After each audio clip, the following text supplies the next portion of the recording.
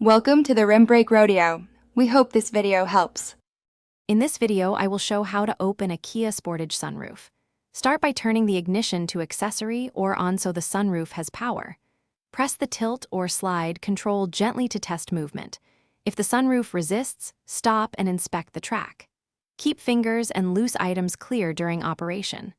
I will guide you through tilt, slide, manual override, and common troubleshooting tips in simple steps. To tilt, press the tilt icon briefly so the rear edge rises for fresh air and light. For a full open, press and hold the slide control backward until the glass retracts.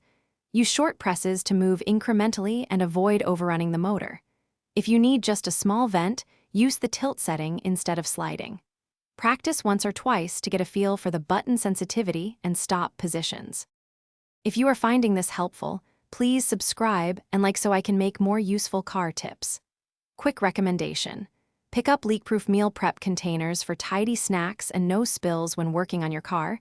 They make cleanup effortless and fit neatly in your glove box. Check the description for the product link and other deals to save time and money. Now let's get back to the video. If the sunroof loses power, locate the manual override access panel near the motor and use the manufacturer tool to crank it closed. Always disconnect the battery when doing DIY mechanical work to prevent shocks or accidental movement. Never force a stuck sunroof, as that can damage the motor or glass.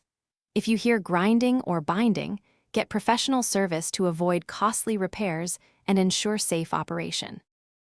Thanks for watching. Consider subscribing if we helped you.